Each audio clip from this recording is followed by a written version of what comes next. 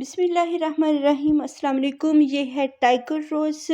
ये black tiger रोज़ है, लेकिन अभी ये मौसम के साथ इसने फ्लावरिंग नहीं की है, तो इसका कलर थोड़ा-सा पिंक पिंक सा हो चुका है। अगर ये मौसम के साथ फ्लावरिंग करे तो इसका डार्क कलर होता है और इसमें स्ट्रिप्स होती हैं वाइट कलर की और येलो कलर की स्ट्रिप्स होती हैं। और ये वक्त के साथ साथ या मौसम के साथ अपने कलर्स चेंज कर लेते हैं। तो ये फ्लावरिंग पे इसलिए आए हुए हैं क्योंकि ये रेनी सीज़न है और रेनी सीज़न में इनकी बहुत ज़्यादा बर्ड्स भी बन जाती है। वहाँ पे इनमें एक प्रॉब्लम आती है जो कि एक डाई बैक की सूरत में होती है। बहुत सी ब्रांचेस जो होती हैं इनकी काली हो जाती हैं रोज़ प्लांट्स की, और वो डाई बैक जाना शुरू हो जाते हैं। वहाँ पे इनकी बडिंग भी स्टार्ट होती है क्योंकि इनको इज़ाफ़ी जो होते हैं खाद वगैरह मिल रही होती है और पानी भी मिल रहा होता है।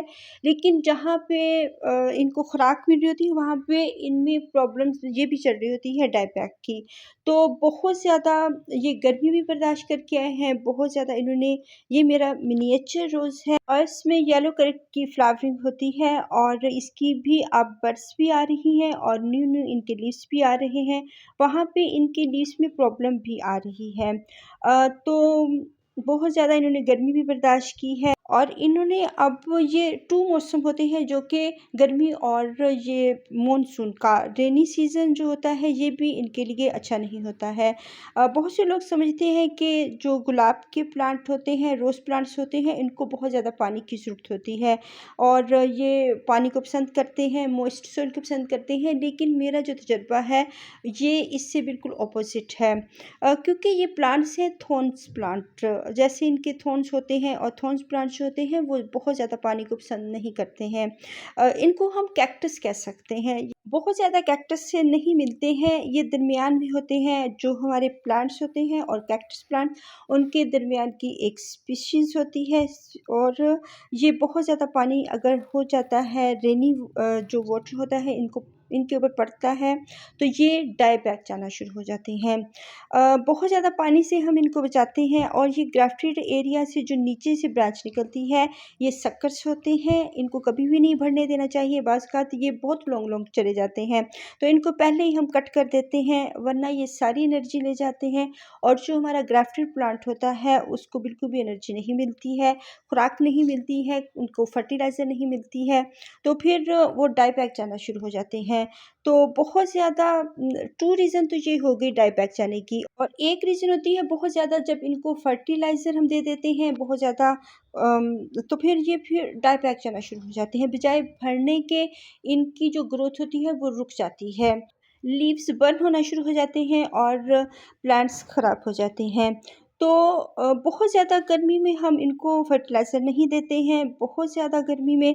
अदरवाइज़ इसको गोबर की खाद पसंद होती है तो फिर हम इसको 2 मंथ के बाद इसको दे देते हैं। अब बहुत गर्मी थी तो मैंने इसको गोबर की खाद बिल्कुल भी नहीं दी है। तो इस मौसम में हम इसको फर्टिलाइज़र देंगे क्योंकि इसमें बड्स बन रही हैं और फ्लावरिंग हो रही है और इसको नीड है खुराक की। तो अब हम इसको गोबर की इसकी गोडी शुरू करेंगे। रेनी जो सीज़न होता है उसमें प्लांट्स की वाटरिंग, उसकी गोडी करना बहुत ज़रूरी होता है। जब तक हम इसकी गोडी नहीं करेंगे, इसकी जड़ों को हवा नहीं लगती है और फिर ओवर वाटरिंग की वजह से जो रोज़ प्लांट्स होते हैं वो डाई बैक जाना शुरू हो जाते हैं। इसको ड्राई सॉइल पसंद होती है। हर वक़्त मॉइस्ट रखना प्लांट्स को ये बिल्कुल गलत होता है। जो रूट्स होती हैं उनको ड्राई सॉइल पसंद होती है और ये जो रोज़ प्लांट है ये ड्राई सॉइल को पसंद करता है। बहुत ज़्यादा गर्मी थी, बहुत, फिर भी इसकी सॉइल जब ड्राई होती थी तब मैं इसको वाटरिंग करती थी और फुली ड्राई करनी है। ये नहीं कि ऊपर की लेयर, जो ऊपर की सतह है वो ड्राई हो जाए तो फिर हम इसको वाटरिंग कर दें। बिल्कुल इसका जो पानी है पॉट का पूरा ही ड्राई होना चाहिए। अच्छी तरह उसको अगर हम हैंड से उसे फिंगर की मदद से हटाएँगे सॉइल को, नीचे से अगर ड्राई हुई होगी फिर इसको वाटरिंग करेंगे। तो इसमें मैंने डाली है, ये राख है और इसकी पहले गोडी करें तमाम ही प्लांट्स की, फिर इनमें राख डालें। वुड ऐश को जो होती है वो पानी को कंट्रोल करती है, ड्राइनेस की तरफ लेकर जाती है।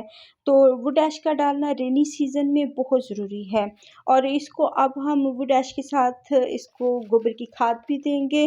तो अब ये प्लांट मेरा है कि इसको मैंने तकरीबन 4 मंथ से इसको कोई भी खाद नहीं दी है। बहुत ज़्यादा गर्मी में खाद इसको मैंने मेरा ख़्याल मार्च में इसको दी होगी खाद, फिर अप्रैल में और मई, जून और अब जुलाई 4 मंथ हो चुके हैं कि अब इसको मैं अच्छी तरह से गोडी करें, इसको अच्छी तरह से खाद दें और फिर इसको वुड ऐश भी देंगे। तो इसको हम वर्मी कंपोस्ट दे सकते हैं और पत्तों की खाद दे सकते हैं। जो सबसे ज़्यादा लाइक करने वाली खाद है वो ये गोबर की खाद होती है, जो गुलाब के प्लांट्स होते हैं बहुत पसंद करते हैं और 2 मंथ के बाद हमें इनको दे देनी चाहिए। इसके बाद थोड़ा नॉर्मल मौसम था मार्च के बाद, तो मैंने इसको लिक्विड फर्टिलाइज़र दी थी, माइनर सी, बहुत माइनर सी, बहुत ज़्यादा हैवी नहीं देंगे। तो तमाम ही प्लांट्स में खाद डालें। अगर आप लोग कोई जो केमिकल्स वाली खाद यूज़ करते हैं तो वो भी डाल सकते हैं, लेकिन मैं नहीं यूज़ करती। मेरे प्लांट्स ऐसे ही खुश रहते हैं, हैप्पी रहते हैं। तो मैं इसको फिर ये गोबर की खाद, वर्मी कंपोस्ट या लीफ कंपोस्ट इनको डाल देती हूँ। और वुड ऐश रेनी सीज़न में ज़रूर डालें और इसकी गोडी करें ताकि पानी जो है, जो जड़ें हैं उनको थोड़ी-सी हवा लगे और जो पानी है, एक्स्ट्रा पानी, वो फिर ख़त्म हो। तो ड्राई सॉइल अगर हम नहीं देंगे, पानी ज़्यादा देते रहेंगे, तो फिर ये जो रोज़ प्लांट है ये डाई बैक जाना शुरू हो जाता है और बहुत सारे इसके लीव्स जलना शुरू हो जाते हैं और इसकी ब्रांचेस ब्लैक हो जाती हैं। तो इसका पानी अगर जब तक हम नहीं रोकेंगे, हमारा प्लांट ये डाई बैक जाते रहेंगे और ख़राब होते रहेंगे। ये बहुत ज़्यादा जो खाद है उसको पसंद नहीं करता है। ये तभी हम उसको खाद देंगे जब इसकी नीड होगी कि ये फ्लावरिंग कर रहे हैं या बडिंग पे आए हुए हैं, इसकी बड्स आ रही हैं या ये खाना माँग रहे हैं, तो फिर हम इनको देंगे। और जितनी भी इसकी जो ब्लैक हुई ब्रांचेस हैं उनको हम कट करेंगे। अगर हम इनकी नीड नहीं है, बहुत ज़्यादा गर्मी है और इसको हम फर्टिलाइज़र दे रहे हैं, तो फिर ये हम अपने प्लांट्स को खुद ही मार रहे हैं। तो गुलाब के प्लांट्स को बहुत ज़्यादा, जहाँ पे पानी की ज़रूरत नहीं होती, वहाँ पे बहुत ज़्यादा खादों की ज़रूरत नहीं। मंथली आप गोबर की खाद डाल सकते हैं या 2 मंथ के बाद डाल सकते हैं। 1 मरतबा दरमियान में इसको लिक्विड फर्टिलाइज़र दे दें, बहुत माइनर सा बना हुआ, वो भी गोबर की खाद का, या मस्टर्ड केक होता है, उसमें अनियन पील्स होते हैं जो कि पेस्टिसाइड का भी काम करते हैं। गार्लिक, अनियन पील्स और उसके जिंजर पील्स, जो अदरक के जो छिलके होते हैं, और लहसुन प्याज के छिलके, ये खाद का भी काम करते हैं और पेस्टिसाइड का भी काम करते हैं। ऐसे ही जो हमारी वुड ऐश है ये पेस्टिसाइड का भी काम करती है, फंजीसाइड का भी काम करती है और फर्टिलाइज़र का भी काम करती है। तो इस तरह हम अपने प्लांट्स की केयर कर सकते हैं। इनको बहुत ज़्यादा गर्मी है, 48 टेम्परेचर चला गया है, तो इनके ऊपर कुछ शीट लगाएं, ग्रीन नेट भी लगा सकते हैं ताकि थोड़ी सी इनको उससे प्रोटेक्शन हासिल हो। सूरज की जो शुआएं होती हैं, सनलाइट से इससे थोड़ा-सा इसको हम बचाएँगे, लेकिन ये जो है पूरे सन का ही प्लांट होता है, आउटडोर प्लांट है और सनी एरिया को पसंद करता है। अगर हमने इन पे फ्लावरिंग लेनी है तो फुल डे की धूप इसको देनी पड़ेगी, लेकिन बहुत ज़्यादा हाई टेम्परेचर में तो थोड़ी-सी हम इसको पार्शियल लाइट में कर सकते हैं, लेकिन वहाँ पे पानी को कंट्रोल करें। अगर आप पार्शियल लाइट में करते हैं तो थोड़ा उसको ड्राई सॉइल दें, तो फिर ये अच्छी तरह चलती रहेगी। तो इसके ऊपर थोड़ी-सी हम लगा देते हैं सॉइल, फंजीसाइड लगा दें। जो कट वाला एरिया है जहाँ से हमने ब्रांचेस को कट किया है, तो फंगस नहीं लगेगा और हमारे प्लांट अच्छी तरह चलते रहेंगे। जो सबसे बड़ी रीज़न होती है फंगस लगने की, वो पानी होता है। अगर हम पानी को कंट्रोल करते हैं, इसको ड्राई सॉइल देते हैं, तो फिर ये फ्लावरिंग भी करेंगे। और अगर हम कहते हैं कि ये फ्लावरिंग नहीं कर रहे, तो वो मौसम उनको पसंद नहीं होता, वो उन इनका आइडियल मौसम नहीं होता, टेम्परेचर इनका जो होता है वो नहीं पसंद का होता, तो फिर ये फ्लावरिंग नहीं करते हैं रोज़ प्लांट्स।